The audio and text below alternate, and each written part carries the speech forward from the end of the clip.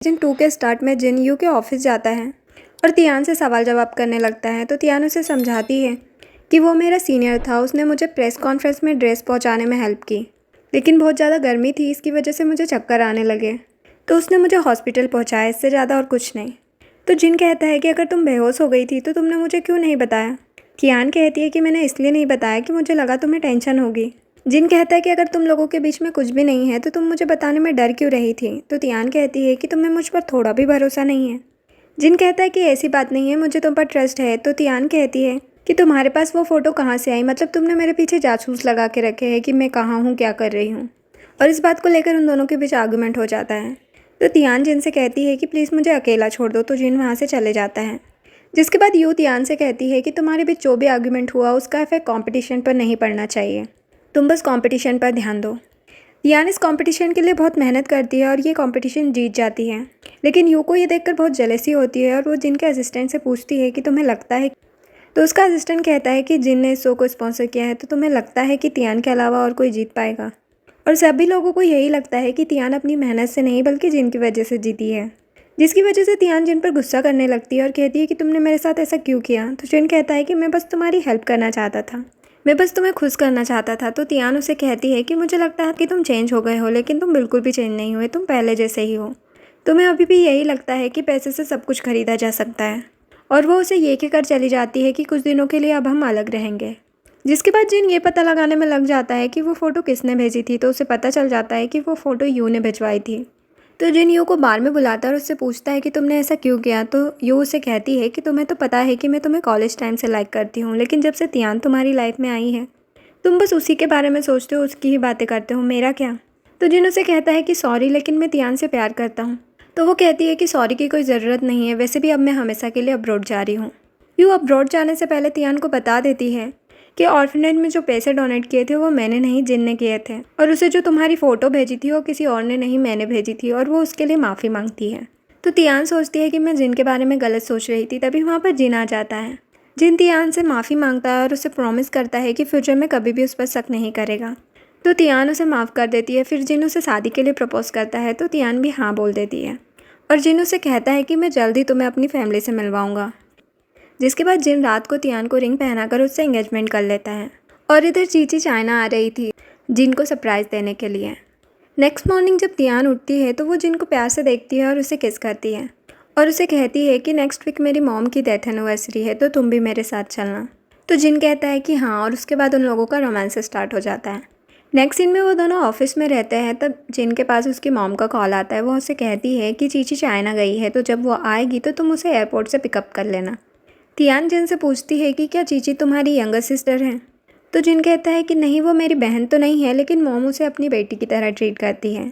तो तियान कहती है कि मैं चीची से मिलूँगी, लेकिन जिनका असिस्टेंट कोई बहाना मार के तियान को वहाँ से कोई फ़ाइल लेने के लिए भेज देता है ताकि वो चीची से ना मिल पाए।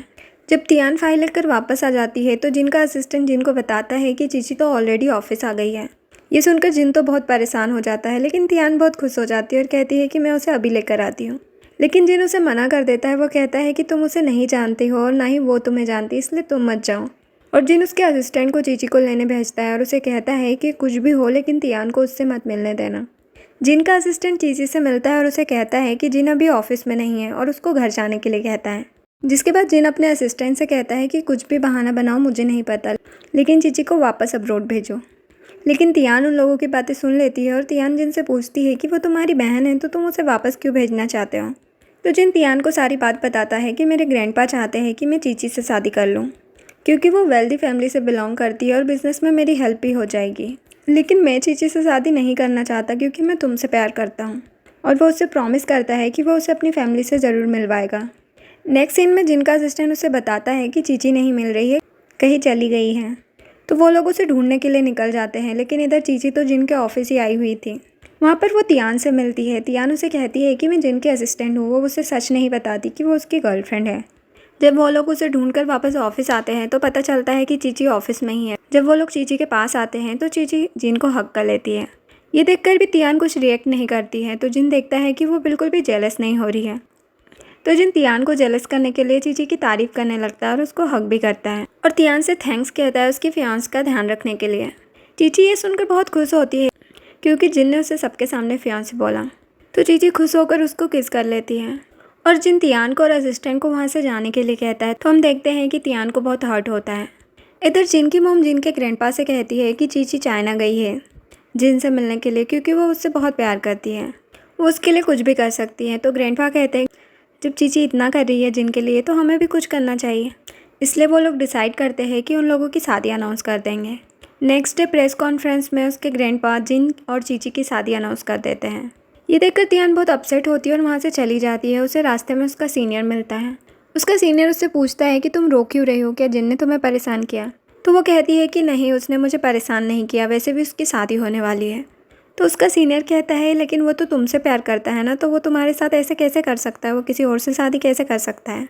जिसके बाद सीनियर उसे अपनी फीलिंग बताने लगता है कि मैं तुम्हें कॉलेज टाइम से ही बहुत पसंद करता हूँ। तियान कुछ कहती है उससे पहले ही वहाँ पर जिन आ जाता है। जिन उसे ज़बरदस्ती घर ले जाने लगता है तो सीनियर उसे रोकता है, जिसकी वजह से दोनों के बीच फाइट होने लगती है।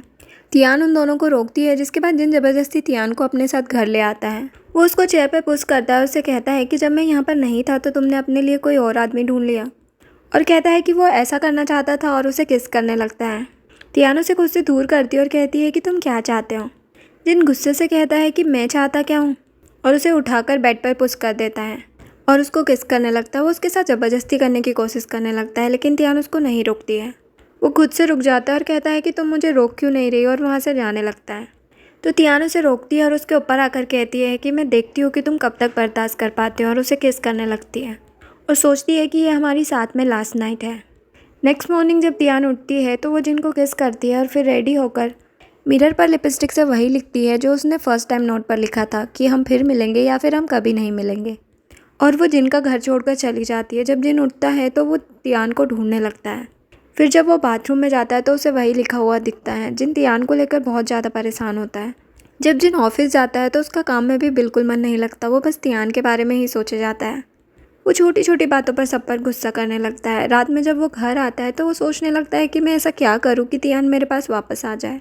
नेक्स्ट डे जिन चीची के साथ होता है, तभी वहाँ पर तियान की फ्रेंड आती है और उसे कहती है कि मुझे तुमसे कुछ बात करना है।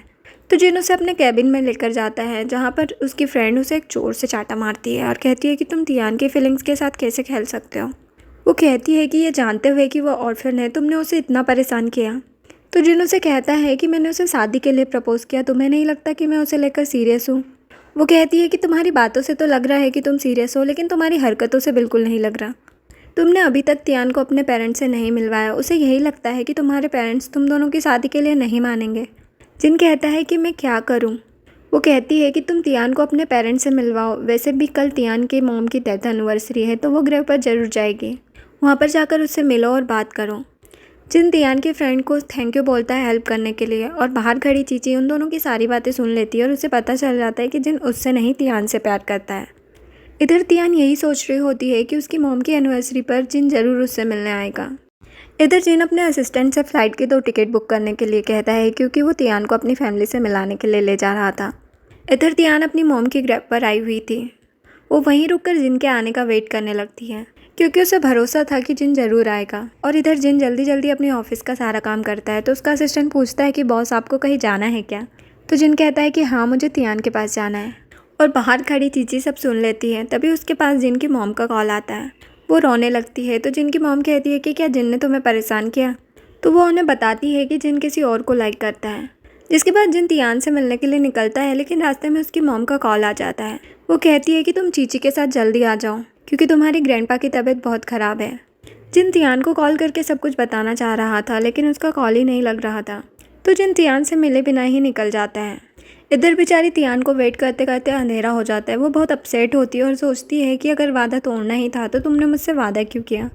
जिसके बाद तियान के पास जिन के असिस्टेंट का कॉल आता है और उससे कहता है कि तुमने फ़ोन ऑफ करके क्यों रखा था, जिन ने तुम्हें कितनी बार कॉल किया।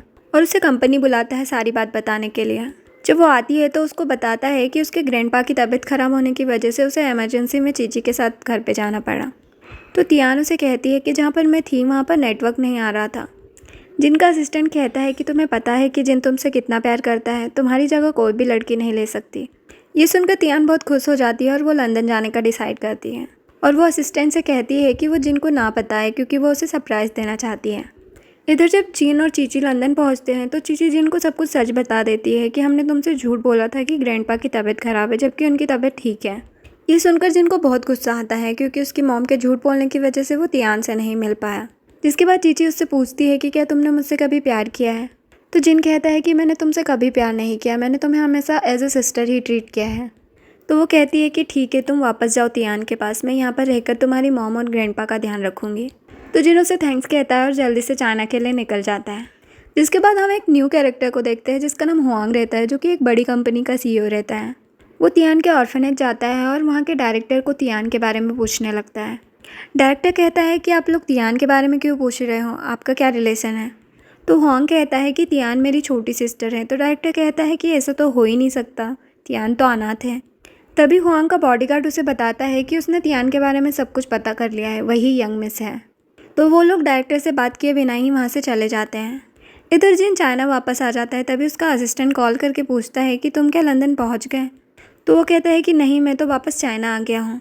तो उसका असिस्टेंट कहता है कि तुम चाइना में हो, लेकिन तियान तो तुमसे मिलने के लिए लंदन गई है क्योंकि वो तुम्हें सरप्राइज़ देना चाहती थी। फिर बेचारा जिन वापस चाइना से लंदन जाता है। इधर तियान लंदन पहुंचती है और जिन के घर जाती है, जहाँ पर जिन के ग्रैंडपा तियान से कहते हैं कि तुम्हें जितने पैसे चाहिए ले लो, लेकिन मेरे पोते को छोड़ दो। लेकिन तियान मना कर देती है और कहती है कि वो यहाँ पर जिन से मिलने के लिए आई है, लेकिन जिन तो होता नहीं है, इसलिए वो वापस चली जाती है।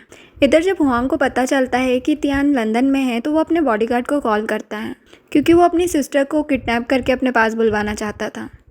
इधर जिन घर पहुंचता है तो उसकी मॉम से उसे पता चलता है कि तियान यहाँ पर आई तो थी लेकिन वापस चली गई।